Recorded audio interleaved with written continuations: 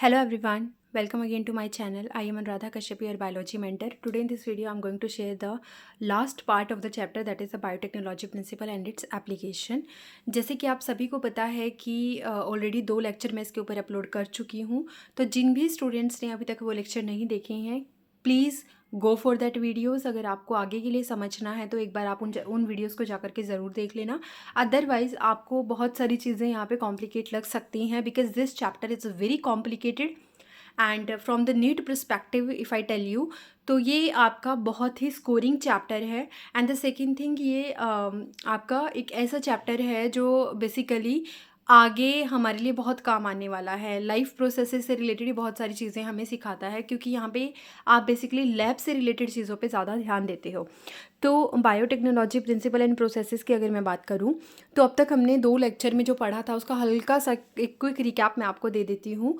And उनमें मैंने आपको बताया था कि जब आप किसी सेल के साथ डील करते हो, if you want amplify your desired gene, so in that case आप एक पूरी प्रोसेस के थ्रू निकलते हो, जिसमें आप सबसे पहले सेल को लेते हो। सेल के अंदर से आप सारे मैक्रोमॉलिक्यूल्स को रिमूव करते हो except your DNA. And DNA के अंदर जो आपका डिज़ायर्ड पोर्शन होता है, जो जीन आपको मल्टीप्लाई करवाना होता है, आप उस जीन को अलग से निकाल लेते हो, राइट। उस जीन को जब आप अलग निकालते हो, उसके लिए भी बहुत सारी प्रोसेसेस होती हैं। जैसे मैंने कहा था कि डीएनए को जब आप निकालोगे तो उसको स्पूलिंग बोला जाता है। एंड उसके बाद वो पूरा डीएनए होता है जो हमारा, वो बहुत ही बड़ा होता है साइज़ में, लेकिन जो हमारा डिज़ायर्ड जीन होता है वो छोटा सा जीन होता है, राइट। तो आपको उस बड़े जीन में से छोटे जीन को, बड़े डीएनए में से छोटे जीन को निकालना होता है। उसके लिए आप एक रिस्ट्रिक्शन एंडोन्यूक्लियस एंजाइम को यूज़ करते हो। तो ये जो पूरा चैप्टर था, इस पूरे चैप्टर में आप 3 चीज़ों के साथ डील करते हो। पहला होता है आपका डिज़ायर्ड जीन, सेकंड होता है आपके पास जो उसको ले जाने वाला वेक्टर है, उसकी हम बात करते हैं, और थर्ड होता है होस्ट, जिसके अंदर आपको डिज़ायर्ड जीन को डालना होता है ताकि आप उसको मल्टीप्लाई करवा सको। तो पहला मैंने आपको बताया था डिज़ायर्ड जीन हम कैसे रिमूव करते हैं, by the help of the restriction endonuclease enzyme. आपको पिछले वाले लेक्चर में सब समझ में आ जाएगा। उसके बाद हमने बात की थी रिस्ट्रिक्शन एंडोन्यूक्लियस। अपने आप में एक बहुत ही बड़ा टॉपिक था, जैसे कि यहाँ पे आप देख भी सकते हो, it is a very large topic actually. And यहाँ से क्वेश्चन आराम से बन जाते हैं नीट के अंदर। उसके बाद हमने बात की थी कि जब आप अपना डिज़ायर्ड जीन निकाल लेते हो तो उसका जो प्रोसेस होता है निकालने का, उसमें 2 टेक्निक आप फॉलो करते हो। पहली होती है एगरोज जेल इलेक्ट्रोफोरेसिस, जिसके बारे में मैंने यहाँ पे बात की हुई थी। एंड उसके बाद जब आपका जो डिज़ायर्ड जीन आता है वो साइज़ में बहुत ही छोटा होता है, आपको उसको थोड़ा बड़ा करना होता है। बड़ा करने के लिए आप एक प्रोसेस यूज़ करते हो जिसका नाम होता है PCR, that is a polymerase chain reaction, right. तो पीसीआर के बारे में हमने डिस्कस किया था। देन मैंने आपको कहा था कि जब आप अपना डिज़ायर्ड जीन निकाल लेते हो, अब आपको ज़रूरत पड़ती है एक ऐसे वेक्टर की, एक ऐसे व्हीकल की, एक ऐसी टैक्सी की जो उस डिज़ायर्ड जीन को उठा करके होस्ट के अंदर लेकर के जाए। अब डिज़ायर जीन को उठा कर के ले जाने वाली जो टैक्सी होती है, वेक्टर होता है, वो यहाँ पे डिफरेंट टाइप के हो सकते हैं। हमने डिस्कस किया था अबाउट द PBR322, और पक के बारे में मैंने आपको बताया था। PBR322 के बारे में थोड़ा सा डिटेल डिस्कशन मैं आज आपको देने जा रही हूँ। कुछ एक दो बातें और हम करेंगे, तो उसके बारे में समझते हैं। यहाँ से आज का वीडियो शुरू होता है। तो PBR322 जो है उसके बारे में मैं आपको बताऊंगी। 2 पढ़े थे हमने वेक्टर, आई होप आपको विजिबल होगा। Give me 1 second. Okay, now हमने 2 वेक्टर पढ़े थे। पहला था हमारा प्लाज्मिड, जो एक डबल स्टैंडर्ड सर्कुलर डीएनए होता है जो आपका एज अ वेक्टर यूज़ किया जाता है, जिसमें हमारा सबसे पहले फर्स्ट क्लोनिंग वेक्टर जो था दैट वाज PBR322, जिसका नोमेनक्लेचर कैसे किया जाता है वो मैंने आपको समझाया था। P represent plasmid, B represent Bolivar, R represent Rodriguez, right. तो ये था, इसको मैं अभी थोड़ी देर के लिए शॉर्ट कर देती हूँ ताकि आपका सिर्फ फोकस यहीं पे रहे, है ना। तो देखो, PBR322 का मतलब होता है प्लाज्मिड बॉलीवर रोड्रिगोज। 322 जो है ये इसका लैब के अंदर आइसोलेशन नंबर होता है। It is the first cloning vector which was first time classify, right. हमने सबसे पहले इसी को क्लासीफाई किया था, कंस्ट्रक्ट किया था। It is the first constructed recombinant DNA, क्योंकि इसके अंदर खुद के डीएनए के अलावा जो हम डिज़ायर्ड जीन डालते हैं वो भी एक इसका डीएनए बन जाता है, डीएनए पार्ट बन जाता है, इसीलिए हम इसको रिकॉम्बिनेंट डीएनए कहते हैं। अब एक ऑर्गेनिज्म के अंदर प्लाज्मिड का नंबर वेरी कर सकता है, या तो वो हर एक सेल के अंदर एक ही प्लाज्मिड हो सकता है, या फिर एक सेल के अंदर उसका नंबर 15 से 100 तक भी पहुंच सकता है, यानी 15 to 100 कॉपीज़ पर सेल भी हो सकते हैं आपके पास। This data is given in your NCERT, तो प्लीज़ रेफर फॉर दैट। एक सेल के अंदर वन जो अगर हम देखें प्लाज्मिड हो सकता है, और एक ही सेल के अंदर 15 से 100 कॉपीज़ भी प्लाज्मिड की हो सकती हैं। ठीक है, उसके बाद अब यहाँ पे पूरी स्ट्रक्चर प्लाज्मिड की दी गई है, इसको ध्यान से समझते हैं। देखो, पी का मतलब प्लाज्मिड, बी का मतलब बॉलीवर, आर का मतलब रॉड्रिगोस, 322 इज आइसोलेशन नंबर, एंड इसका जो साइज़ होता है that is 2 to 4 KB, kilo base होता है इसका साइज़। और इसके अलावा इसमें कुछ रिस्ट्रिक्शन साइट भी होती हैं। जब भी आप किसी वेक्टर की बात करते हो तो उसका साइज़ स्मॉल होना चाहिए, जो कि not as such mandatory but yes होना चाहिए, that will be beneficial for you. उसके अलावा उस पूरे प्लाज्मिड के अंदर उसकी रेप्लिकेशन साइट होनी चाहिए, ताकि जब आप डिज़ायर्ड जीन उसके अंदर ऐड करो तो वो रेप्लिकेशन साइट के साथ वो डिज़ायर्ड जीन भी आपका रेप्लिकेट कर जाए। तो ये हो गई और आई साइट यहाँ पर है, that is the origin of replication. ठीक है, this is the origin of replication. एक ऐसी साइट है जो क्या करती है, it supports the high copy number, यानी कि जो आप डिज़ायर्ड जीन इसके अंदर डालोगे उसकी बहुत सारी कॉपी आपको मिल जाएंगी। इसके अलावा यहाँ पर have site for replication of the desired gene, आपका जो डिज़ायर्ड जीन होगा वो भी जैसे जैसे ये डीएनए खुद रेप्लिकेट करेगा, आपका डिज़ायर्ड जीन भी साथ में रेप्लिकेट करेगा। उसके अलावा it also maintain the copy number of the linked DNA यानी कि डिज़ायर्ड जीन, जो डिज़ायर्ड जीन आप डालोगे इसके अंदर उसके कॉपी नंबर को भी ये मेंटेन करेगा। ठीक है, उसके अलावा यहाँ पे और क्या होती हैं, इसके अलावा यहाँ पर होते हैं रिस्ट्रिक्शन साइट। एक ही प्लाज्मिड के अंदर एक से ज़्यादा रिस्ट्रिक्शन साइट हो सकती हैं, बट एक पर्टिकुलर रिस्ट्रिक्शन एंजाइम के लिए सिर्फ एक ही रिस्ट्रिक्शन साइट होगी, एक से ज़्यादा नहीं होगी, ये आप याद रखना। जैसे कि यहाँ पे आपको 8 रिस्ट्रिक्शन साइट आराम से दिखाई देती हैं। 3 रिस्ट्रिक्शन साइट ऊपर की तरफ है, पहली है हिंड 3, क्ला 1 और इको R1। इनको कैसे नोमेनक्लेचर करते हैं वो मैंने अपने लेक्चर में बताया है, तो प्लीज़ आप उस वीडियो को जा करके ज़रूर देखना। उसके अलावा यहाँ पे 3 ये हो गई। उसके अलावा 2 होती हैं, PVU first and PST first, ये दोनों ही आपकी क्या हैं, रिस्ट्रिक्शन साइट है। उसके अलावा BAM-H1 और SAL1 ये भी रिस्ट्रिक्शन साइट हैं, एंड PVU2 ये भी एक रिस्ट्रिक्शन साइट है। तो total we have 8 restriction site in PBr 322। How, देखिए 1 2 3 4 5 6 और यहाँ पे 7 और 8, टोटल 8 रिस्ट्रिक्शन साइट हैं। बट अगर आप ध्यान से देखोगे तो कोई भी रिस्ट्रिक्शन साइट यहाँ पे रिपीट नहीं है, यानी कि एक प्लाज्मिड के पास एक से ज़्यादा रिस्ट्रिक्शन साइट हो सकती हैं, बट एक रिस्ट्रिक्शन एंजाइम के लिए सिर्फ एक ही रिस्ट्रिक्शन साइट होगी, उससे ज़्यादा नहीं होगी। तो ये बात याद रखना। अब यहाँ से अब इसी प्लाज्मिड के अंदर हमारे पास कुछ सिलेक्टेबल मार्कर भी होते हैं, जिनसे हम ये देखते हैं कि मान लो अभी तो ये अगर ये इंटैक्ट है तो इस इंटैक्ट के पास वो सिलेक्टेबल मार्कर कंप्लीट होने चाहिए। बट सपोज़ अगर मैंने डिज़ायर्ड जीन डाल दिया, मान लेते हैं कि ओके, तो मान लेते हैं कि मैंने रिस्ट्रिक्शन जो अपना डिज़ायर्ड जीन है वो इस साइट पर डाला, राइट।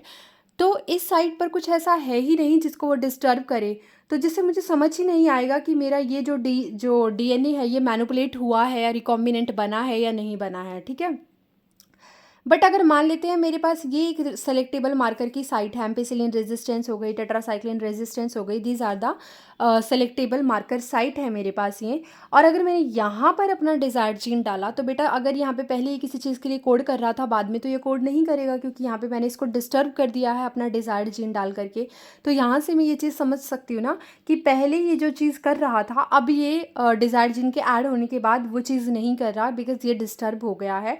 इसका मतलब पहले ये कंप्लीट था, लेकिन जैसे ही मैंने कुछ डिज़ायर्ड जीन ऐड किया होगा तो ये डिस्टर्ब हो गया है, और इससे ये समझ में आ जाएगा कि अब वो मेरा एक रिकॉम्बिनेंट डीएनए बन गया है। पहले वो अपना कंप्लीट फॉर्म में था, लेकिन नाउ वो रिकॉम्बिनेंट हो गया है, क्योंकि यहाँ पे इसके फंक्शन को क्या कर दिया गया है, डिस्टर्ब कर दिया गया है।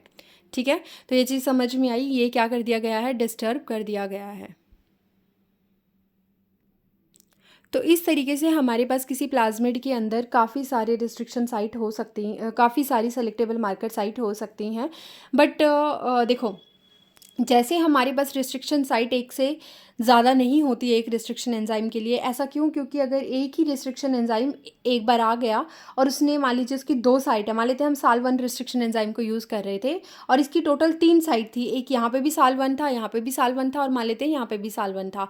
तो जैसे ही रिस्ट्रिक्शन एंजाइम आएगा वो क्या करेगा, उसको यहाँ से भी कट लगा देगा, यहाँ से भी कट लगा देगा और यहाँ से भी कट लगा देगा। इसकी वजह से जो पूरा प्लाज्मिड है वो आपका कई फ्रेगमेंट में टूट जाएगा और आपको अपना डिज़ायर्ड जीन प्रॉपरली नहीं मिल पाएगा, राइट। उसका एम्प्लीफिकेशन नहीं हो पाएगा, वो आपको प्रोडक्ट नहीं दे पाएगा। बट अगर मेरे पास एक ही रिस्ट्रिक्शन एंजाइम की साइट होगी तो वो यहीं पे कट लगाएगा और यहीं से आपको क्या मिल जाएगा, अपना प्रोडक्ट मिल जाएगा जब डिज़ायर्ड जीन यहाँ पे ऐड हो जाएगा। क्लियर। अब टेट्रासाइक्लिन वाली साइट पे पहले मुझे नहीं पता था, मैंने 10 इस तरीके से अपने प्लाज्मिड रख दिया और सबके अंदर अपना डिज़ायर्ड जीन डालने की कोशिश की। अब उनमें से कुछ ऐसे होंगे जिनका मुझे जिन्होंने डिज़ायर्ड जीन को एक्सेप्ट ही नहीं किया होगा, राइट। कुछ ऐसे होंगे जिन्होंने एक्सेप्ट तो कर लिया होगा लेकिन मुझे पता ही नहीं चलेगा। क्यों? क्योंकि वो उसकी सेलेक्टेबल मार्कर की साइट पे ऐड ही नहीं हुए होंगे। जैसे कि यहाँ पे ऐड हो गए होंगे, यहाँ ऐड हो गए होंगे, तो मुझे समझ ही नहीं आएगा कि वो मेरा जो प्लाज्मिड है रिकॉम्बिनेंट बना या नहीं बना। कुछ ऐसे होंगे जो प्रॉपर जा कर के यहाँ पे अपने जो सेलेक्टेबल मार्कर की साइट है वहाँ पर जा कर के ऐड हो गए होंगे, जिससे मुझे क्लियरली समझ में आ जाएगा कि अब मेरा प्लाज्मिड जो है वो कम्प्लीटली रिकॉम्बिनेंट बन चुका है। और जो सेलेक्टेबल मार्कर आप यूज़ करते हो वो कोई एंटीबायोटिक रेजिस्टेंस भी हो सकता है या फिर कोई ऐसा एंजाइम प्रोड्यूसिंग जीन भी हो सकता है जो किसी एंजाइम को प्रोड्यूस कर रहा था और फिर वो हमें कोई कलर दे रहा था, जिसके बारे में मैं अभी बात करूंगी, जो कि हमारा होता है ब्लू वाइट कॉलोनी या फिर ब्लू वाइट सेलेक्शन प्रोसीजर या फिर इंजर्शनल इनएक्टिवेशन, जिसके बारे में अभी हम बात करेंगे। बट देखो, आपकी एनसीईआरटी में 4 ऐसी एंटीबायोटिक हैं जिनके अगेंस्ट रेजिस्टेंस प्लाज्मिड के अंदर पैदा किया जाता है। एक्चुअल में इसको कहा गया है that it is a first cloning vector. इसका मतलब ये है कि नेचुरल फॉर्म में किसी भी प्लाज्मिड के अंदर एंटीबायोटिक से लड़ने की कैपेसिटी नहीं होती। यही रीज़न होता है कि जो प्लाज्मिड है वो हमेशा बैक्टीरिया के अंदर होता है, राइट। तो यही रीज़न होता है कि जब आप कोई एंटीबायोटिक लेते हो, सपोज़ कोई एंटीबायोटिक लेते हो किसी फीवर से खुद को प्रोटेक्ट करने के लिए, तो वो एंटीबायोटिक क्या करती है, उस बैक्टीरिया को मार देती है। क्यों मार देती है? क्योंकि इस बैक्टीरिया के पास जो प्लाज्मिड है ना, उस प्लाज्मिड के अंदर ये सेलेक्टेबल मार्कर जीन, ये एंटीबायोटिक रेजिस्टेंस जीन प्रेजेंट ही नहीं है। बट अगर आपने ऐसा बैक्टीरिया बना दिया जिसके अंदर ये एंटीबायोटिक रेजिस्टेंस जीन रखे हुए हैं उसके प्लाज्मिड के अंदर, तो आप अगर ये वाली एंटीबायोटिक दोगे ना जो आपने उस प्लाज्मिड के अंदर ऐड की है, तो उस कंडीशन में वो बैक्टीरिया नहीं मरेगा। क्यों नहीं मरेगा? क्योंकि इसके पास उस पर्टिकुलर एंटीबायोटिक के लिए रेजिस्टेंस होगा ऑलरेडी। समझ में आ गई बात? तो इसीलिए सेलेक्टेबल मार्कर ज़्यादातर हम एंटीबायोटिक रेजिस्टेंस जीन यूज़ करते हैं। जैसे यहाँ पर आपकी एनसीईआरटी 4 एंटीबायोटिक के अगेंस्ट रेजिस्टेंस देती है। 1 is your tetracycline, second 1 is your ampicillin, third 1 is chloramphenicol and the fourth 1 is your kanamycin. ये चारों याद रखना, नेट में पूछी गई हैं। और जो आपकी PBR 322 के अंदर आप देख रहे हो, इसमें ये टेट्रासाइक्लिन रेजिस्टेंस एक आपका राइट साइड में दिखाया गया है और एक लेफ्ट साइड में आपका एम्पेसिलिन रेजिस्टेंस दिखाया गया है। ठीक, तो ये 2 एंटीबायोटिक रेजिस्टेंस जीन है which act as the selectable marker या फिर मार्कर जीन की तरह ये काम करते हैं। तो यहाँ पे ROUP जो है, ROP किस चीज़ के लिए स्टैंड करता है? It stands for the replication of the plasmid. ये प्लाज्मिड खुद भी रेप्लिकेट करेगा, तो ये साइट उसके लिए भी होती है because it is a semi autonomous organelle. ठीक है, तो PBR 322 और PUC जो है, एक्चुअली PBR 322 भी एक आर्टिफिशियली क्लोनिंग फैक्टर है, बट नेचुरली अकरिंग जो इकोलाई होती है, जो बैक्टीरिया होता है, they do not carry any antibiotic resistance gene.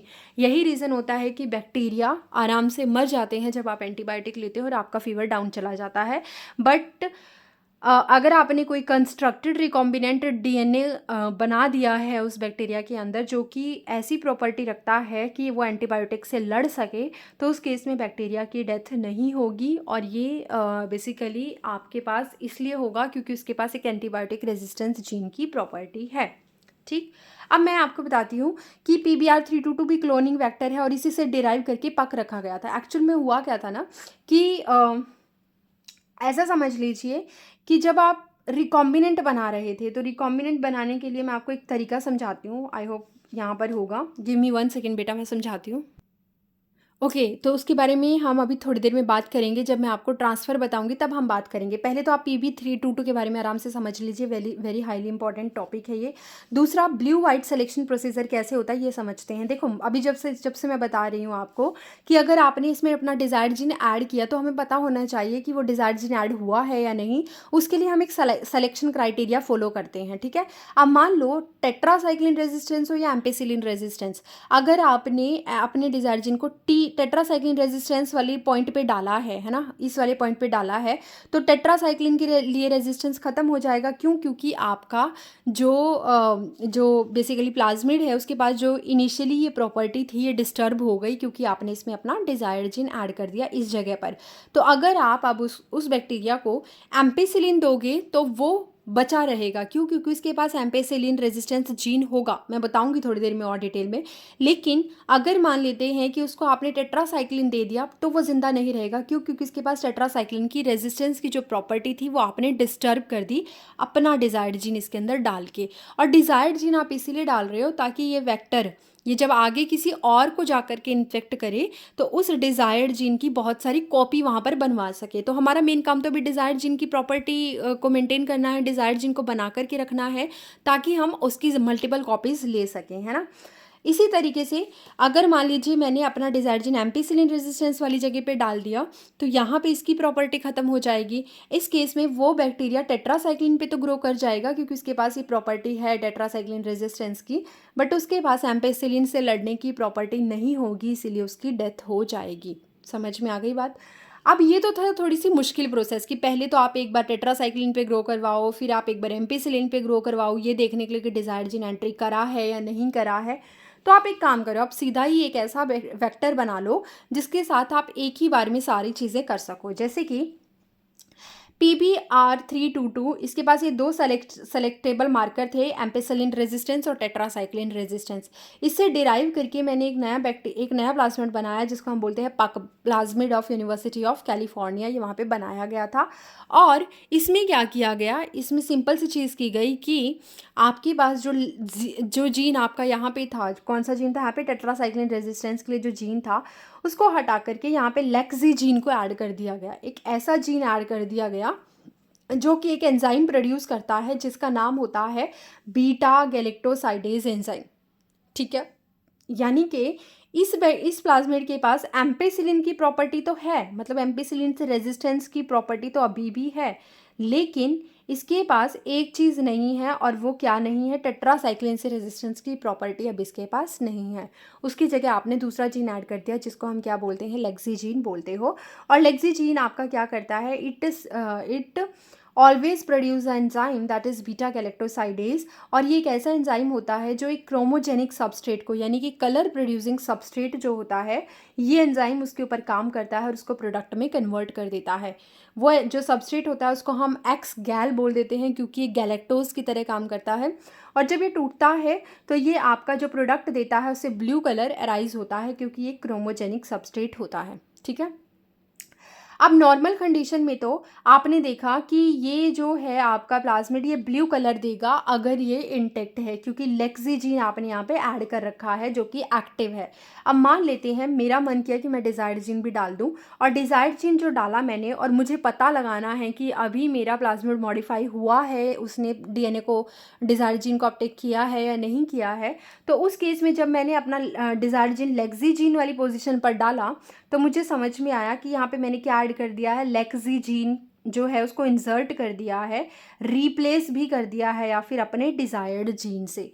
अब मुझे एक बात बताओ, अगर आपने यहाँ पे अपना डिज़ायर्ड जीन डाल दिया तो क्या लेक्सी जीन आपका काम करेगा? नहीं करेगा, वो क्या हो जाएगा, इनएक्टिवेट हो जाएगा।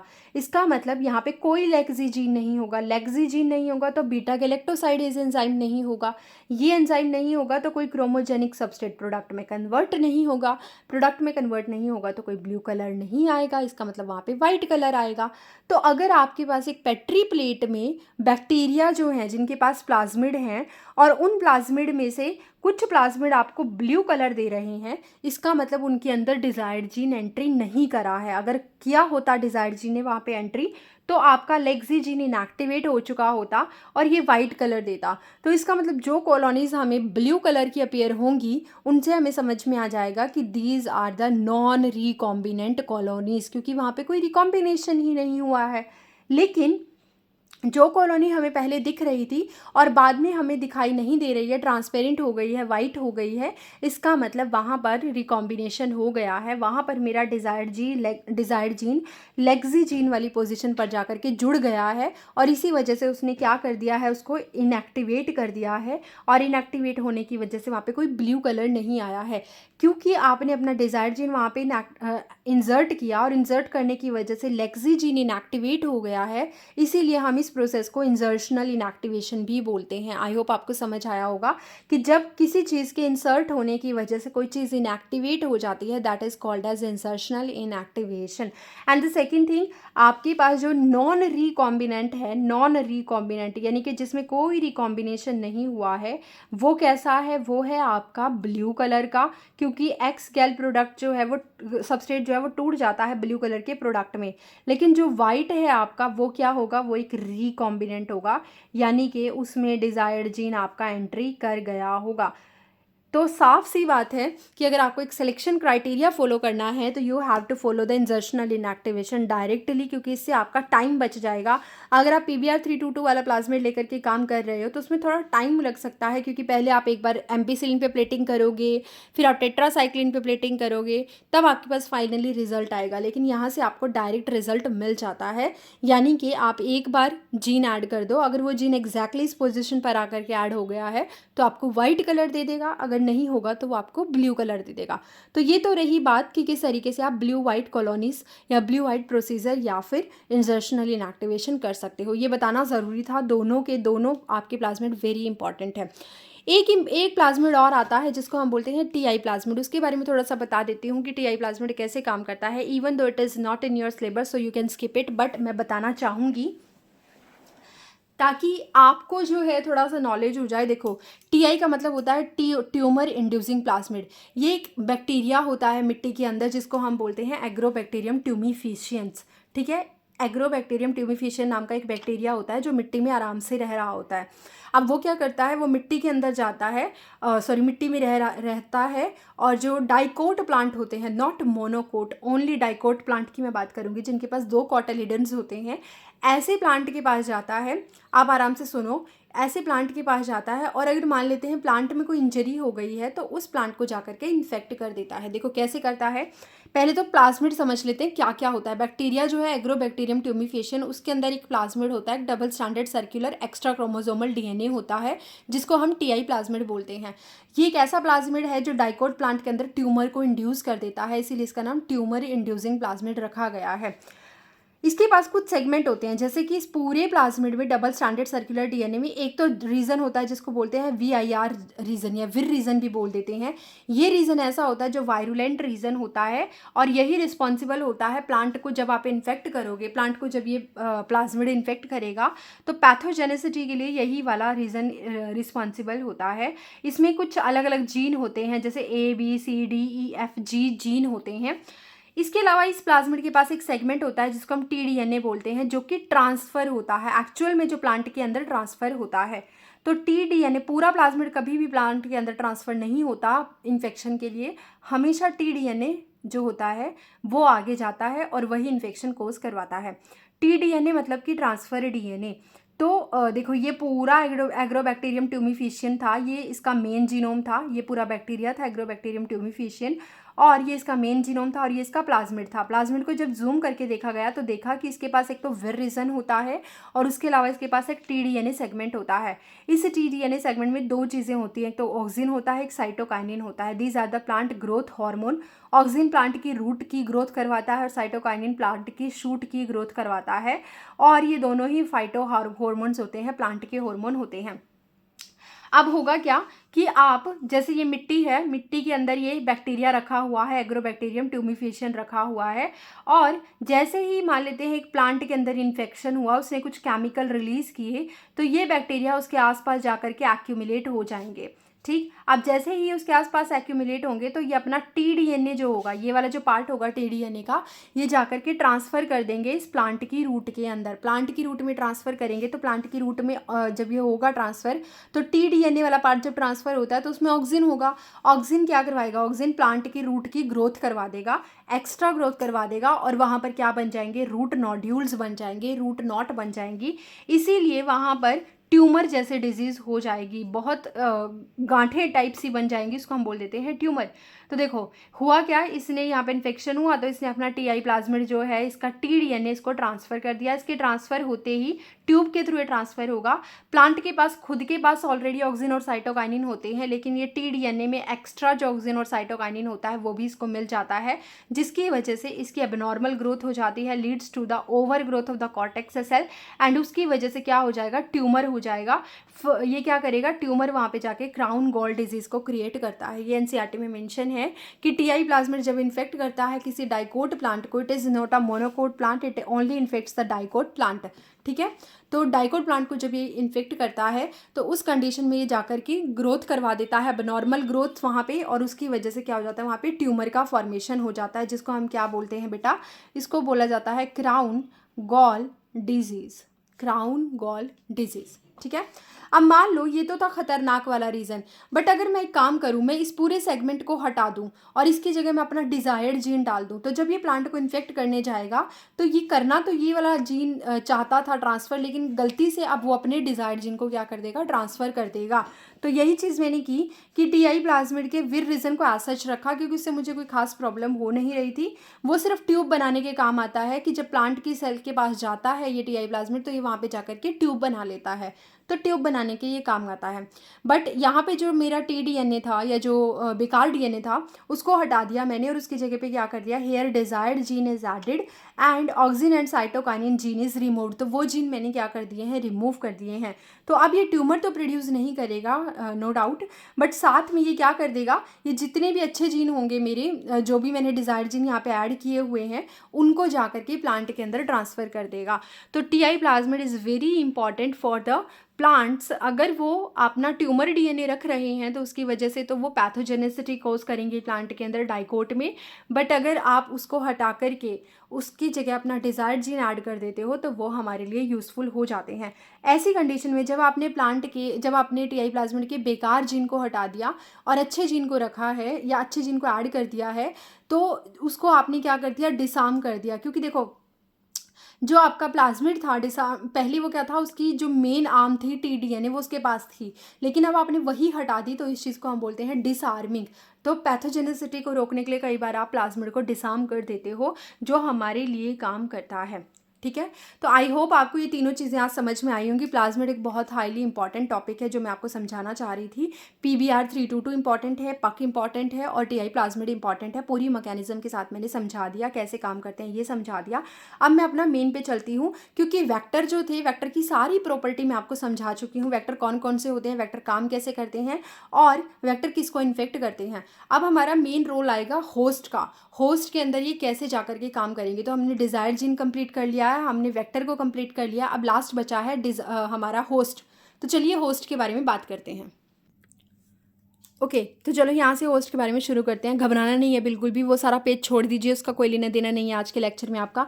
हम आज वापस इसी पेज पर आ गए हैं, मैं धीरे धीरे बता रही हूँ कैसे हम मूव कर रहे हैं। तो ये सब हो गया था कि कैसे कैसे आपके पास जो वेक्टर है वो हमने देख लिया था, this is a vector. Vector अभी हम देख के आए हैं। वेक्टर को भी आप सेम रिस्ट्रिक्शन एंडोन्यूक्लियस से कट करोगे और डिज़ायर्ड जीन को भी आप सेम रिस्ट्रिक्शन एंडोन्यूक्लियस से कट करोगे। दोनों का जो डीएनए होगा उसको आप जोड़ दोगे, और जोड़ने के लिए आप एक एंजाइम यूज़ करते हो जिसको हम बोलते हैं लाइगेज। T4 डीएनए लाइगेज पहला हमारा लाइगेज एंजाइम था जो हरगोविंद खुराना ने डिस्कवर किया था।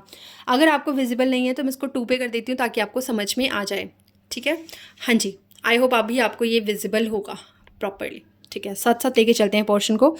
तो वेक्टर को डिज़ायर्ड जीन के साथ जब हमने ऐड किया तो लाइगेज का यूज़ करके मॉलिक्यूलर ग्लू जो होती है ये यूज़ करके हमने इन दोनों को जोड़ दिया। अब जोड़ने के बाद 2 पॉसिबिलिटी होती हैं, या तो वो प्रॉपर ना जुड़े या फिर वो जुड़ जाए, और या फिर जिस टेस्ट ट्यूब के अंदर हम इनको जोड़ रहे थे तो उस टेस्ट ट्यूब में वेक्टर का टूटा हुआ पार्ट भी होगा। तो 3 केस बन जाते हैं। पहला कि वेक्टर के पास जो खुद का टूटा हुआ पीस है वो आकर के जुड़ जाए, इसको हम बोलते हैं वेक्टर रीलाइगेशन। इसको रोकने के लिए एक्चुअल में हम जब काम कर रहे होते हैं टेस्ट ट्यूब के अंदर तो हम अल्कलाइन फॉस्फेटेज ऐड कर देते हैं, जो यही काम करता है। वो आपका फॉस्फेट जो सेगमेंट होता है डीएनए का उसको हटा देता है, जिसकी वजह से वेक्टर आपस में नहीं जुड़ पाता, ठीक है। तो चांसेस बढ़ जाते हैं कि वेक्टर डिज़ायर्ड जीन के साथ ही जुड़ेगा। तो पहला है कि वेक्टर रीलाइगेट कर जाए। अगर वेक्टर रीलाइगेट कर गया तो बेटा वो नॉन रिकॉम्बिनेंट होगा, इसका मतलब वो चेंज नहीं हुआ है, तो ये क्या है, नॉन रिकॉम्बिनेंट है। बट मान लेते हैं कि वेक्टर के पास डिजायर्ड जीन आकर के क्या कर गया है, जुड़ गया है, तो ये क्या हो गया, this is a recombinant DNA. अब ये रिकॉम्बिनेंट डीएनए बन गया है। तो हमारे पास टू पॉसिबिलिटीज हैं, वन इज द वेक्टर रीलाइगेशन और second one is the recombinant DNA formation. अब हम तीसरे स्टेप में इसको लेकर के चलेंगे। अब हम बोलेंगे कि हमारे पास एक पेट्री प्लेट ले लेते हैं और इसमें बहुत सारे होस्ट डाल देते हैं। यहाँ पर होस्ट क्या है, होस्ट यहाँ पे मैंने इकोलाई को लिया हुआ है, तो आप देख भी सकते हो E coli act as host here, है ना। यहाँ पे इकोलाई जो है वो मेरे होस्ट की तरह काम कर रही है। ये देखो यहाँ पे इकोलाई होस्ट की तरह काम कर रही है। जो ग्रीन कलर में स्ट्रक्चर बनी हुई है, दीज आर द इकोलाई। अब होगा क्या, अब मैंने ये वाले वेक्टर और ये वाले, या मुझे तो पता ही नहीं था कि कौन जुड़ रहा है कौन नहीं, मैं तो टेस्ट ट्यूब के अंदर काम कर रही थी। टेस्ट ट्यूब का पूरा सैंपल उठा करके मैंने इस अगार प्लेट पे डाल दिया है। अगार प्लेट पे, आप कल्चर प्लेट बोलते हो इसको एक्चुअली। यहाँ पे हम क्या करते हैं कि बहुत सारे बैक्टीरिया को ग्रो करवा लेते हैं। तो अब आपने जैसे ही इसके अंदर पूरा का पूरा सैंपल ऐड किया, तो हमारे पास फर्दर 3 पॉसिबिलिटी हैं। पहली, यहाँ पे ये डीएनए पड़ा हुआ है, ये वेक्टर वाला या फिर ये वाला पूरा सैंपल आपने जो इसके अंदर डाल दिया है वो रखा हुआ है, ठीक है। अब कुछ पॉसिबिलिटीज़ क्या है, पहली पॉसिबिलिटी ये है कि ये जो बैक्टीरिया था इसके पास खुद का मेन जीनोम तो होगा, जितने भी बैक्टीरिया होंगे सबके पास अपना मेन जीनोम होगा, है ना। ये रहा, ये मेन जीनोम है तीनों का, तो बैक्टीरियल क्रोमोसोम है ये खुद का। लेकिन कुछ और पॉसिबिलिटी भी है। पहली पॉसिबिलिटी कि जो आपने सैंपल डाला वो सारा सैंपल यहाँ पे रखा हुआ है इसके आसपास अगार प्लेट पे, बट इस बैक्टीरिया ने कहा कि मैं तो कुछ भी यहाँ से एक्सेप्ट नहीं करूँगा। तो फर्स्ट केस क्या है कि इस बैक्टीरिया ने कुछ भी एक्सेप्ट नहीं किया। इसका मतलब, सॉरी, इस वाली बैक्टीरिया ने कुछ भी एक्सेप्ट नहीं किया है। आप देख सकते हो इसके पास सिर्फ और सिर्फ क्या है, बैक्टीरियल क्रोमोसोम है। तो इसका मतलब नो अपटेक ऑफ प्लाज्मिड, इसने प्लाज्मिड नहीं लिया है। तो ये क्या होगा, ये होस्ट जो होगा इकोलाई का, ये नॉन ट्रांसफॉर्मेंट होगा, इसने चेंज ही नहीं किया खुद के अंदर, तो इसका मतलब इट इज नॉन ट्रांसफॉर्मेंट। ये वाला जो था बैक्टीरिया, इसने कहा ठीक है मैं ले लेता हूँ बाहर का वेक्टर, लेकिन मैं कौन सा वेक्टर लूँगा, जो खुद से ही जुड़ गया है, जिसने कोई डिजायर्ड जीन को कैरी नहीं किया हुआ है। तो इसको हम बोल देंगे कि इसने चेंज तो किया है खुद को, यानी इट इज़ ट्रांसफॉर्मेंट। ट्रांसफॉर्मेंट का मतलब होता है खुद को बदल लेना। तो इसने खुद को बदल तो लिया है, लेकिन इसके पास जो डीएनए गया है that is non recombinant DNA. और थर्ड पॉसिबिलिटी क्या होगी कि आपने जो बैक्टीरिया जो है आपके पास, उसका खुद का मेन जीनोम तो है, लेकिन उसने बोला कि मैं तो जो नया आया है रिकॉम्बिनेंट डीएनए उसको एक्सेप्ट करूंगा। तो इसका मतलब वो ट्रांसफॉर्म तो हुआ है, लेकिन वो रिकॉम्बिनेंट हो गया है। तो we have 3 possibility. First possibility कि बैक्टीरिया ने कुछ लेने से ही मना कर दिया, उसने मना कर दिया कि मैं ट्रांसफॉर्म ही नहीं हो सकता, तो उसको बोलते हैं नॉन ट्रांसफॉर्मेंट। दूसरे ने बोला कि मैं ट्रांसफॉर्मेंट तो हो जाऊंगा लेकिन मैं रिकॉम्बिनेंट नहीं लूंगा, मैं नॉन रिकॉम्बिनेंट लूंगा, तो उसको हम लिखेंगे ट्रांसफॉर्मेंट प्लस नॉन रिकॉम्बिनेंट। और थर्ड वाले ने बोला कि मैं ट्रांसफॉर्म भी हो जाऊंगा और मैं रिकॉम्बिनेंट वाला भी कैरी कर लूंगा। तो तीन दोनों उसके पास आ गए हैं, ठीक है। अब पेट्री प्लेट में हमारे पास तीनों रखे हुए हैं, लेकिन हमें ये नहीं पता कि कौन सा रिकॉम्बिनेंट है कौन सा नॉन रिकॉम्बिनेंट। अब तीनों को हम अलग करेंगे, वो करना ज़रूरी है, अदरवाइज आप वेस्ट प्रोडक्ट आगे लेकर के जाओगे, इससे क्या फ़ायदा। आप इसको आगे लेकर के जाओगे, क्या फ़ायदा, इसको आगे लेके जाओगे, क्या फ़ायदा। हमें तो फ़ायदा इससे है ना, क्योंकि हमारा जीन तो इसके अंदर है, तो हमें इसी को एम्पलीफाई कराना है, हमें इसी का लार्ज स्केल प्रोडक्शन करना है। तो इसीलिए हम क्या करेंगे, इसको कैरी करेंगे, इसको आगे लेकर के जाएंगे। लेकिन कैसे, इसके लिए होगा एक सिलेक्शन प्रोसेस। सिलेक्शन के लिए जैसे कि अभी मैं बताऊंगी आपको, देखो सिलेक्शन के लिए आप क्या करोगे, सबसे पहले आप इनको, क्योंकि अगर ये PBr322 वाला वेक्टर है तो इसके पास, सॉरी, अगर ये PBr322 वाला वेक्टर है तो इसके पास क्या होगा, इसके पास 2 रेजिस्टेंस के जीन होंगे। एक तो होगा एम्पिसिलिन रेजिस्टेंस जीन और एक होगा टेट्रासाइक्लिन रेजिस्टेंस जीन, है ना। और जो नेचुरल वाला है इसके पास तो कोई जीन ही नहीं है, तो ये तो किसी भी एंटीबायोटिक में मर जाएगा। ये वाला जो होगा इसके पास दोनों जीन होंगे, क्योंकि देखो ये इंटैक्ट है, इसको डिस्टर्ब नहीं किया आपने, तो ये एम्पेसिलिन वाली एंटीबायोटिक में भी जिंदा रह जाएगा, टेट्रासाइक्लिन वाली में भी जिंदा रह जाएगा। यहाँ पे अगर आप इसमें देखोगे तो ये डिपेंड करता है कि आपका डिजायर्ड जीन किस सेलेक्टेबल मार्कर के अंदर एंट्री कर गया है। अगर वो एम्पेसिलिन रेजिस्टेंस जीन के अंदर एंट्री कर गया होगा तो आपका एम्पेसिलिन के लिए आप नहीं बचा पाओगे अपने बैक्टीरिया को, क्योंकि आपने एम्पेसिलिन जो रेजिस्टेंस का जीन है वो ख़त्म कर दिया है। अगर आपने टेट्रासाइक्लिन रेजिस्टेंस वाली जीन वाली जगह पे अपना डिजायर्ड जीन ऐड किया है तो आपका टेट्रासाइक्लिन के लिए रेजिस्टेंस बैक्टीरिया का ख़त्म हो गया है, अब वो वहाँ पे मर जाएगा। तो देखो सबसे पहले जो जिसके पास कुछ भी नहीं था, जिसने बाहर से कुछ भी लेने से मना कर दिया, जब उसको एम्पेसिलिन रेजिस्टेंस और टेट्रासाइक्लिन जब उसको एम्पेसिलिन और रेजिस्टेंस एम्पेसिलिन और टेट्रासाइक्लिन एंटीबायोटिक में डाला गया तो वो बेचारा मर गया, डाई। ठीक है। दूसरा, यहाँ पे देखो, यहाँ पे इसके पास मेन जीनोम है और इसके पास एम्पेसिलिन के लिए रेजिस्टेंस भी है, टेट्रासाइक्लिन के लिए रेजिस्टेंस भी है। तो PBr322 वेक्टर है, ये ट्रांसफॉर्म हो गया है बैक्टीरिया, लेकिन नॉन रिकॉम्बिनेंट है। इसके वेक्टर में मेरा खुद का जीन नहीं है। तो ऐसी कंडीशन में पहले मैं क्या करूँगी, इसको एम्पेसिलिन पे ग्रो करवाऊंगी, फिर मैं इसको टेट्रासाइक्लिन पे ग्रो करवाऊंगी, देखने के लिए कि ये दोनों के लिए रेजिस्टेंस रख रहा है या नहीं। तो एम्पेसिलिन पे ग्रो करवाने लगी तो वहाँ पे भी ग्रो कर गया क्योंकि रेजिस्टेंस जीन था। टेट्रासाइक्लिन पे ग्रो करवाने लगी तो उसके लिए भी जिंदा रह गया। इसका मतलब ये चेंज नहीं हुआ, क्योंकि अगर चेंज हुआ होता तो इनमें से कोई ना कोई एक तो डिस्टर्ब मिलती मुझे, है ना। बट ये क्या था, दोनों में ही जिंदा है। अब फिर मैंने पक डाला, पक को डायरेक्ट, लेकिन ये ना मुश्किल सी प्रोसेस थी, कम्बरसम प्रोसेस थी, कॉम्प्लेक्स प्रोसेस थी, टाइम लग रहा था, रेप्लिका प्लेटिंग करवानी पड़ती थी, तो उसमें टाइम जाता था। तो इसीलिए क्या किया गया, थर्ड हमने ये किया कि जो पक है उसको डायरेक्ट डाला। अब पक में भी अगर इनएक्टिवेशन होगा, यानी कि पक में भी अगर मेरा डिजायर जीन एंट्री करेगा तभी तो इनएक्टिवेशन होगा ना, लेक्सी जीन का भी मैंने थोड़ी देर पहले समझाया था। लेकिन यहाँ पर देखा गया कि जो नॉन रिकॉम्बिनेंट है, नॉन रिकॉम्बिनेंट के अंदर पक में जो लेक्सी जीन है वो प्रॉपर है, इंटैक्ट है, तो वो बीटा गैलेक्टोसाइडेज एंजाइम प्रोड्यूस करेगा जो क्रोमोजेनिक सबस्ट्रेट से ब्लू कलर दे देगा। अगर वो रिकॉम्बिनेंट होता तो वो मुझे वाइट कॉलोनी देता, लेकिन अगर ये ब्लू कॉलोनी दे रहा है इसका मतलब ये रिकॉम्बिनेंट नहीं है, भले ही इसने बाहर से कुछ उठा लिया हो, है ना। अब फिर एक और केस देखा गया कि जो आपका ट्रांसफॉर्मेंट है बैक्टीरिया और साथ में रिकॉम्बिनेंट भी है, उसको जब उसके अंदर जब PBr322 वेक्टर है तो देखा गया कि उसके पास टेट्रासाइक्लिन के अंदर जब उसको ग्रो करवाया गया तो वो ग्रो कर गया, ठीक। बट एम्पेसिलिन रेजिस्टेंस के अंदर जब एम्पेसिलिन वाली साइट पे एम्पेसिलिन में जब उसको ग्रो करवाया गया तो वो नहीं ग्रो करा। इसका मतलब उसका एम्पेसिलिन रेजिस्टेंस जीन खत्म हो गया था। क्यों खत्म हुआ होगा, क्योंकि यहाँ पर कोई डिजायर्ड जीन एंट्री कर गया होगा। समझ में आई बात। इसी तरीके से अगर मैं बोल देती कि वो एम्पेसिलिन पे तो ग्रो कर गया लेकिन वो टेट्रासाइक्लिन पे ग्रो नहीं कर पाया, इसका मतलब मेरा डिजायर्ड जीन टेट्रासाइक्लिन वाली जगह पर जाकर के क्या कर गया है, एंट्री कर गया है। बट इसमें आपको प्लेटिंग करवानी पड़ेगी तो टाइम लगेगा, इसलिए मुश्किल सी प्रोसेस होती है। और पक में भी क्या हुआ, पक को लेकर के जब देखा गया तो ये समझ में आया कि अगर रिकॉम्बिनेंट होगा तो पक वाला जो एंजाइम, पक में अगर वो जीन एंट्री कर गया है मेरे लेक्सी जीन की पोजीशन पे, लेक्सी जीन पे अगर आकर के जुड़ गया है तो उस केस में लेक्सी जीन इनएक्टिवेट हो जाएगा, वो बीटा गैलेक्टोसाइडेज नहीं देगा, और बीटा गैलेक्टोसाइडेज नहीं देगा तो क्रोमोजेनिक सबस्ट्रेट से कोई कलर नहीं आएगा, इसका मतलब व्हाइट कलर की कॉलोनीज मिलेंगी। तो यहाँ पे डिजायर्ड जीन जो है वो इनकॉर्पोरेट हो गया, इसलिए एंजाइम गेट्स डीएक्टिवेटेड। इसको हम बोलते हैं इंजर्शनल इनएक्टिवेशन, कोज इंजर्शनल इनएक्टिवेशन, जिसकी वजह से व्हाइट कॉलोनीज प्रोड्यूस होंगी। इसका मतलब रिकॉम्बिनेंट कॉलोनीज हमें मिलेंगी और they are less in number, ये बहुत ही कम होती हैं नंबर में, they are less in number. ये जो पूरी कॉलोनीज हमें मिलेंगी बहुत कम होती है। So they culture in a big vessel called bioreactor, ठीक। तो यहाँ से बड़ी चीज़ सामने आई, बायोरिएक्टर। अभी तक हमें जो कॉलोनीज मिली वो कम स्केल पर मिली, छोटी मिली। हमें ये वाली चाहिए थी और ये वाली चाहिए थी, तो हमने इनकी कॉलोनीज को ग्रो करवाना है अब, ताकि हमें लार्ज स्केल प्रोडक्शन कर सके। अब ये तो समझ में आ गया आपको, लेकिन एक बात समझ नहीं आई होगी फॉर श्योर।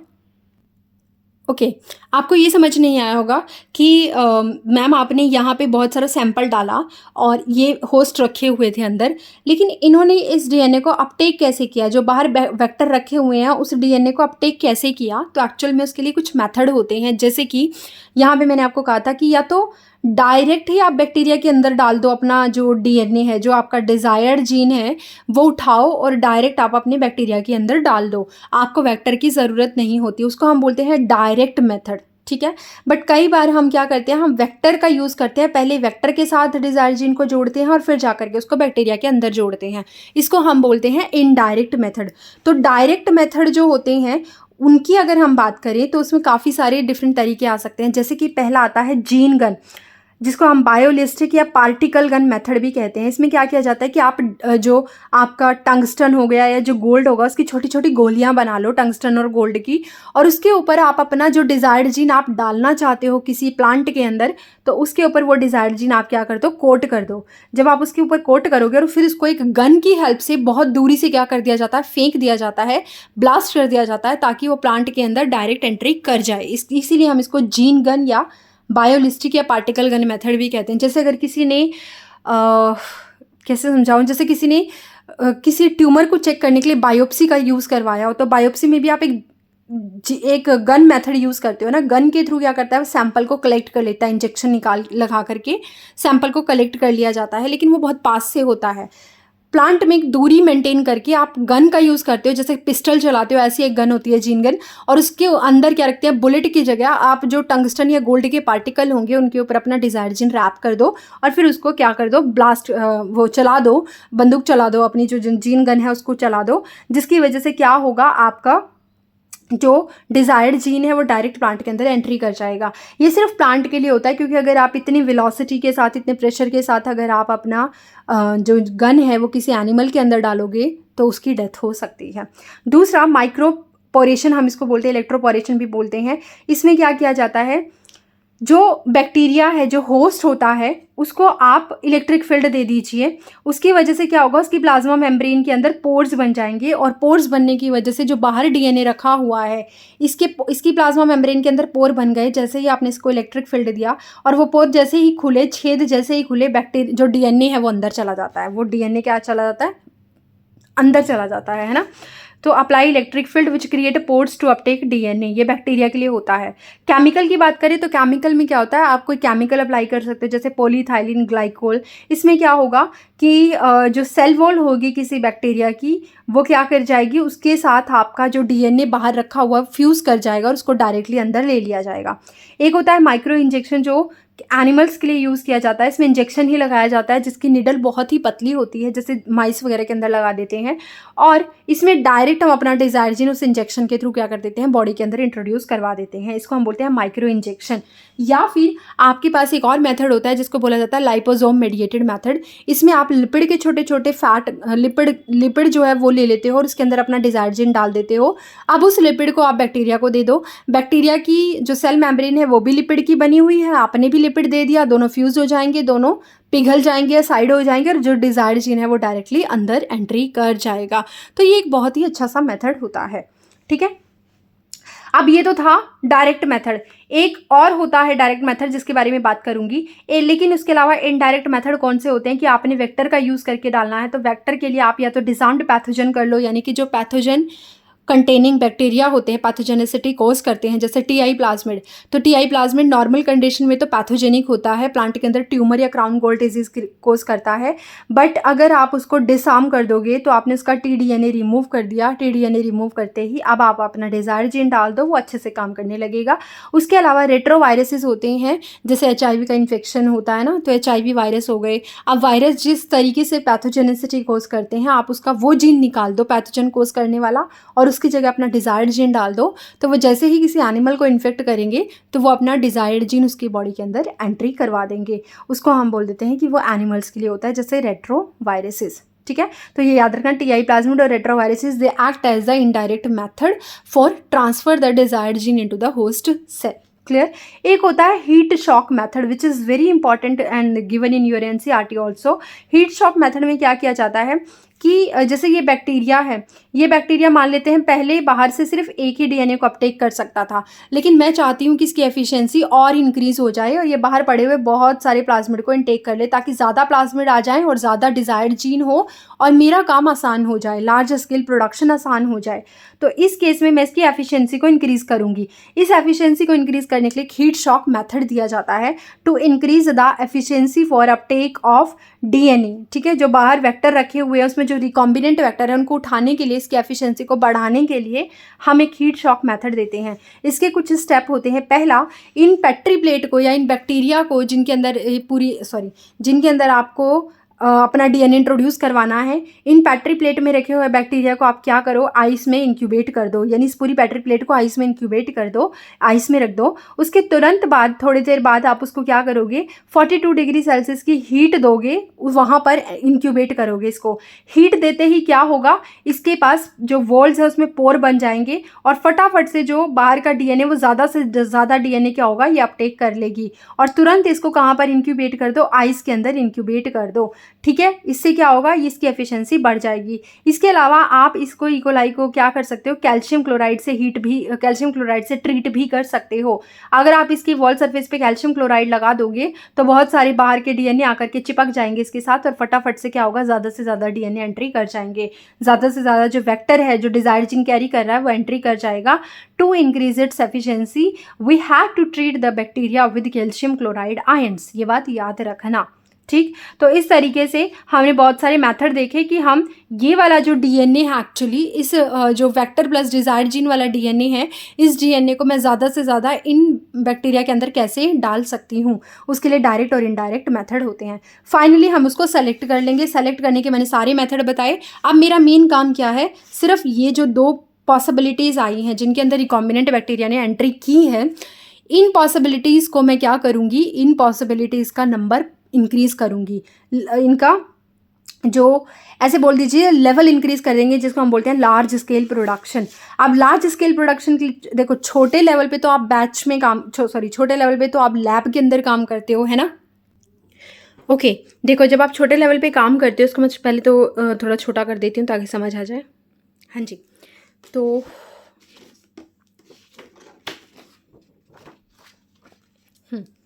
देखो अब यहाँ तक हमने पढ़ लिया है। अब अभी मैं काम करूँगी कि मेरे पास छोटे लेवल पे आ गए हैं, मतलब कि लैब के अंदर जब आप टेस्ट ट्यूब में काम कर रहे हो तो आपको 4 से 5 तो नहीं, उससे ज़्यादा मान लेते हैं 100 मिल गई हैं। 100 आपको ऐसे होस्ट मिल गए हैं और उनके अंदर आपको 100 कॉपीज़ मिल गई हैं किसकी, अपनी डिज़ायर्ड जीन की। But that is not enough. If you want your desired gene in high amount, तो आपको इस पूरी चीज़ों को एक बड़े लेवल पर करना होगा। बड़े लेवल पे आप इसको सेट करोगे।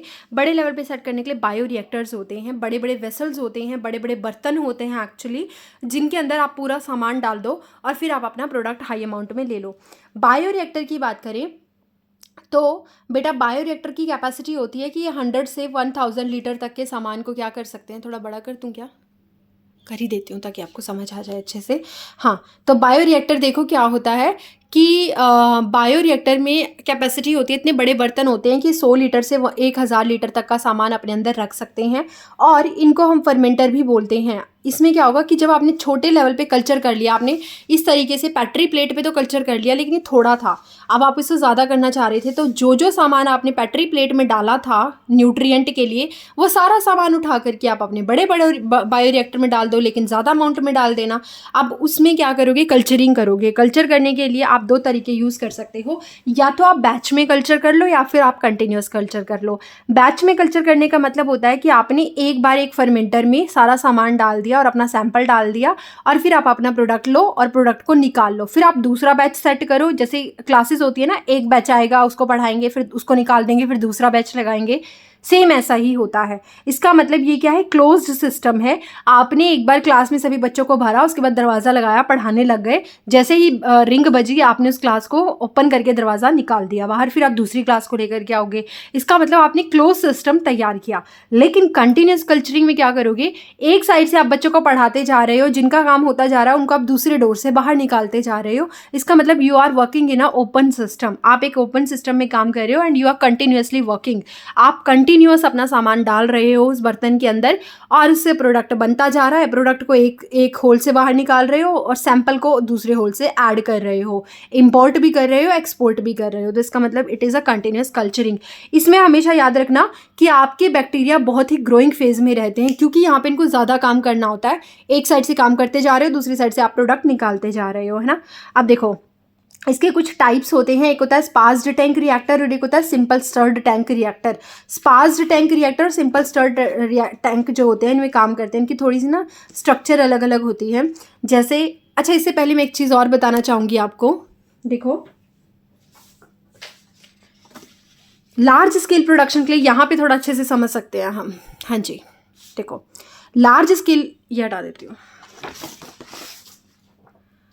लार्ज स्केल प्रोडक्शन के लिए आपको क्या करना है, बायोरिएक्टर यूज़ करना है कल्चरिंग के लिए, जिसकी कैपेसिटी कितनी होती है 100 to 1000 लीटर होती है। इनको स्टर्ड टैंक बायोरिएक्टर बोला जाता है। इनकी शेप कैसी होती है, दो तरीके के होते हैं। एक होता है simple stirred tank bioreactor, NEET में कई बार क्वेश्चन पूछा जाता है डायग्राम दे करके, क्योंकि एनसीईआरटी में मेंशन है तो ध्यान रखना। एक होता है सिंपल स्टर्ड टैंक बायोरिएक्टर और एक होता है sparge tank bioreactor. Simple tank bioreactor की कुछ शेप इस तरीके से होती है, सिलेंड्रिकल सा होता है, नीचे से गोल सा होता है, सिलेंड्रिकल और कर्वी बेस होता है इसके पास। इसके अलावा यहाँ पे एक एंट्री पोर्ट होता है और एक एग्जिट पोर्ट होता है। कंटिन्यूस सिस्टम की बात कर रहे हैं, एक बैच एक जगह से डालते जाओ दूसरे से निकालते जाओ, तो एंट्री पोर्ट से सैंपल को ऐड करते चले जाना, एग्जिट पोर्ट से प्रोडक्ट को रिमूव करते चले जाना। यहाँ पे आपने वही मीडिया डाला जो आप छोटे स्केल पे कल्चर प्लेट में डाल रहे थे। मीडिया में क्या क्या होता है, ये न्यूट्रिशन के लिए होता है, जिसमें अगार होगा 2%, शुगर सॉल्यूशन होगा, कुछ विटामिन्स होते हैं, कुछ मिनरल्स होते हैं, ताकि जो बैक्टीरिया इसके अंदर आप डालोगे वो कंटिन्यूस को खाते रहें और काम करते रहें, है ना। खाना तो ज़रूरी है तभी काम करेंगे, तो ये न्यूट्रिशन के लिए होता है। अब मान लो मुझे इंसुलिन बनवाना था और इंसुलिन मुझे बैक्टीरिया के अंदर बनवाना था। इंसुलिन किसका जीन है, इंसुलिन यूकैरियोट का जीन है, हमारे अंदर होता है ना इंसुलिन, तो इंसुलिन एक यूकैरियोटिक जीन है। बट इसको मुझे इकोलाई के अंदर ग्रो करवाना है, इसका मतलब इकोलाई एक प्रोकैरियोट है। तो जब मैं अपना यूकैरियोटिक प्रोडक्ट लेना चाह रही हूँ एक प्रोकैरियोट से, उसको आप बोलते हो हिट्रोजीनस प्रोटीन या हिट्रोजीनस प्रोडक्ट या फिर हिट्रोजीनस प्रोटीन, ठीक है। या कोई भी अगर आप प्रोटीन ले रहे हो, कोई और प्रोडक्ट ले रहे हो, तो नॉर्मली हम उसको हिट्रोजीनस प्रोडक्ट बोल देते हैं। और क्योंकि होस्ट प्रोकैरियोटिक है और आपका जो आप जीन डालोगे वो यूकैरियोटिक जीन है इंसुलिन का, इसीलिए इस होस्ट को हम हेट्रोलोगस होस्ट भी बोल देते हैं, ठीक है। एनसीईआरटी में दिया गया है हेट्रोलोगस होस्ट, क्लियर। दूसरी चीज़ें, कंडीशन रखोगे बहुत अच्छी, कौन कौन सी, प्रॉपर ऑक्सीजन की डिलीवरी होनी चाहिए, पीएच प्रॉपर रहनी चाहिए जैसी आपके बैक्टीरिया को रिक्वायर है, टेम्परेचर मेंटेन होना चाहिए, और सबस्ट्रेट आप यहाँ पे इसको कंटिन्यू देते रहोगे। इसके अलावा इसका अगर आप अंदर से देखोगे तो यहाँ पे आपको एक शाफ्ट दिखाई दे रहा है जिससे ब्लेड लगे हुए हैं, इनको हम इम्पैलर या ब्लेड भी बोलते हैं। जो आपने यहाँ पे पूरा का पूरा भरा हुआ है मीडिया, उसको ये घूमता रहता है ऐसे करके कंटिन्यू, और ये उसको प्रॉपर मिक्स करता रहता है ना, उसको प्रॉपर मिक्स करता रहता है फॉर मिक्सिंग ऑफ कल्चर। उसके अलावा यहाँ पे फोम ब्रेकर लगे हुए हैं, जैसे जैसे आप किसी चीज़ को घुमाते हो तो वहाँ पे झाग बनने लग जाते हैं, वो झाग दिक्कत कर सकते हैं, इसलिए इसको फोम को तोड़ने के लिए झाग को तोड़ने के लिए फोम ब्रेकर लगे हुए होते हैं, जो कि केमिकल भी हो सकते हैं, केमिकल कोई ऐड कर दो, या फिर आप कोई मैकेनिकली, जैसे ये ब्लेड लगे हुए हैं, ये ब्लेड क्या करेंगे, उस फोम को निकालते रहेंगे, रिमूव करते रहेंगे, तो these are the mechanical foam breaker. उसके अलावा ये मोटर है, मोटर इसको क्या करती है, शाफ्ट को कंटिन्यू घुमाती रहती है। दूसरा होता है स्पार्ज टैंक बायोरिएक्टर, सेम ये थोड़ा ऐसा ही होता है, लेकिन ये सिलेंड्रिकल या कर्वी फेस नहीं होता इसका। बस इसमें क्या होगा कि इसमें गैस के एंट्रेनमेंट के लिए बबल्स लगे हुए होते हैं। बबल्स क्या करते हैं, सरफेस एरिया इंक्रीज कर देते हैं, तो जो आप कल्चर यहाँ पे ऐड करोगे उसमें ऑक्सीजन की डिलीवरी प्रॉपर होती रहेगी। Increase surface area for oxygen transfer, तो ये भी हम नॉर्मली यूज़ कर लेते हैं। अब मान लो यहाँ पे आपने जो बैक्टीरिया ऐड किया, जो आपने कल्चर इसमें ऐड किया एंट्री पोर्ट से, उसमें जो बैक्टीरिया थे वो बैक्टीरिया काम करते रहेंगे, वो मरेंगे भी, है ना, तो आपको उनको रिमूव भी करना होगा, नए बैक्टीरिया को भी ऐड करना होगा, या फिर बैक्टीरिया को मरने ना देने के लिए आपको क्या करना है, उनको प्रॉपर न्यूट्रिएंट देते रहोगे। तो इसका मतलब शुरू में जब आपने कोई बैक्टीरिया ऐड किया होगा तो उसने खुद को एडजस्ट करने के लिए, शुरू में जब आपने बैक्टीरिया ऐड किया तो उसने उसको यहाँ पे खुद को एडजस्ट करने के लिए थोड़ा टाइम लिया, इसका मतलब उसने थोड़ी ग्रोथ की, इस फेज़ को हम बोलते हैं लैग फेज़। फिर जब उसको लगा कि हाँ मैं तो अपने नानी के घर आ गया हूँ, मेरे पास सब कुछ है, अब आराम से मैं मौज मस्ती करूँगा, तो फुल मौज मस्ती करेगा, यानी कि वो फुल ग्रोथ करेगा। तो सेकंड फेज़ क्या होगी, लॉग फेज़ या फिर एक्सपोनेंशियल फेज़ होगी, यानी कि रैपिडली ग्रोइंग फेज़ होगी आपके बैक्टीरिया की। तो टाइम के साथ साथ बैक्टीरिया की एक्टिविटी का एक चार्ट बनाया जाता है, ग्राफ बनाया जाता है, जिसमें ये दिखाया जाता है कि जब आपने शुरू में बैक्टीरिया को यहाँ पे ऐड किया तो वो अभी एडजस्ट हो रहे थे, टाइम लग रहा था, जिसकी वजह से उन्होंने क्या किया, थोड़ी ग्रोथ की, जिसको हम बोलते हैं लैग फेस। फिर धीरे धीरे उनको पता चला कि ये तो अपना ही घर है, तो उन्होंने बहुत तेज़ी से ग्रो किया, जिसको हम बोलते हैं लॉग फेस। लेकिन एक टाइम आया जब उनको समझ में आया कि अब हम और ग्रोथ नहीं कर सकते, उनकी ग्रोथ रुक गई। क्यों? क्योंकि यहाँ पे पड़ा हुआ प्रोडक्ट खत्म होने लग रहा है या धीरे धीरे कम हो रहा है, आपका जो सबस्ट्रेट है प्रोडक्ट में कन्वर्ट होता जा रहा है, उनका टाइम भी हो गया है बैक्टीरिया का जाने का, तो इसीलिए हम क्या बोलते हैं कि वो स्टेशनरी फेज में आ गए हैं। उनके जो टॉक्सिक वेस्ट वो निकाल रहे थे, एक्सक्रीटरी वेस्ट जो वो निकाल रहे थे, वो वहाँ पे एक्यूमुलेट होने की वजह से उनकी ग्रोथ रुक गई, स्टेशनरी फेज, और फाइनली उनकी डेथ आ जाती है, डिक्लाइन फेज हम इसको बोलते हैं। तो दिस इज़ अ 4 फेज जो आपको याद रखनी होती है। इसको हम बोलते हैं कि हमारा बैक्टीरिया कंटिन्यूसली एक्सपोनेंशियल या लैग फेज में रहता है ड्यूरिंग द एक्टिविटी, जब वो लार्ज स्केल प्रोडक्शन कर रहा होता है। तो आई होप ये समझ में आया होगा। अब हम नेक्स्ट पेज में अपना पुराना पेज देखते हैं, इसमें क्या क्या था। तो देखिए यहाँ पे वही चीज़ थी, स्पार्स्ड टैंक बायोरिएक्टर, ये मैंने आपको समझा दिया है बहुत प्रॉपरली। सरफेस एरिया इंक्रीज करने के लिए ऑक्सीजन जो है ट्रांसफ़र आपका बढ़ जाता है, बबल्स बन जाते हैं, increase oxygen transfer area. Finally आपको पता है कि जब ये सिंपल स्टर्ड टैंक रिएक्टर है, इसके बारे में जब हमने बात की तो मैंने कहा कि मोटर होता है, इसके पास से शाफ्ट होता है, दिख नहीं रहा क्या, सिंपल स्टर टैंक बायोरिएक्टर की जब बात की तो कहा कि मोटर होती है, इसके पास ये शाफ्ट होता है, ये ब्लेड्स लगे हुए होते हैं जो फोम को तोड़ते रहते हैं और ऑक्सीजन को मिलाते रहते हैं, मिक्स करते रहते हैं। इसका एक आउटलेट होता है, इसमें स्टीराइल एयर, अच्छी हवा दी जाती है प्रॉपर। वाटर का भी एक आउटलेट होता है, पीएच मेंटेनर होता है। यहाँ पे आप इसमें क्या करते हो, इनोकुलेट ऐड करते हो, अपना सैंपल ऐड करते हो, कूल वाटर ऐड करते हो, टेम्परेचर को मेंटेन रखते हो, पीएच ऑप्टिमम रखते हो, ऑक्सीजन की डिलीवरी रखते हो। और यहाँ पे हमेशा इकोलाई को लॉग फेज में रखा जाता है, एडजस्टेबल फेज में रखा जाता है, जो एक्सपोनेंशियल ग्रोथ फेज होती है उसके अंदर इसको रखा जाता है। और यहाँ पे आपको जो प्रोडक्ट फाइनली मिलता है, मीडिया अगार सॉल्यूशन होता है, शुगर, विटामिन, मिनरल्स ये सब होते हैं। और जो आपको प्रोडक्ट मिलता है that is your recombinant protein. Recombinant protein आप ज़्यादातर यहाँ से बनवाते हो, यानी कि जो रिकॉम्बिनेंट होंगी, यानी कि जो यूकैरियोट की होंगी और प्रोकैरियोट में बनवा रहे हो, या फिर प्रोकैरियोट की होंगी यूकैरियोट में बनवा रहे हो, तो उसको हम रिकॉम्बिनेंट प्रोटीन बोल देते हैं। और ऐसे होस्ट को हम रिकॉम्बिनेंट होस्ट भी बोल देते हैं। इन इंडिया के अंदर अभी तक जो 12 रिकॉम्बिनेंट प्रोटीन है वो मार्केट की जाती हैं। इवन 30 प्रोटीन बन चुकी हैं, लेकिन मार्केट सिर्फ 12 ही प्रोटीन की जाती हैं, रिकॉम्बिनेंट प्रोटीन।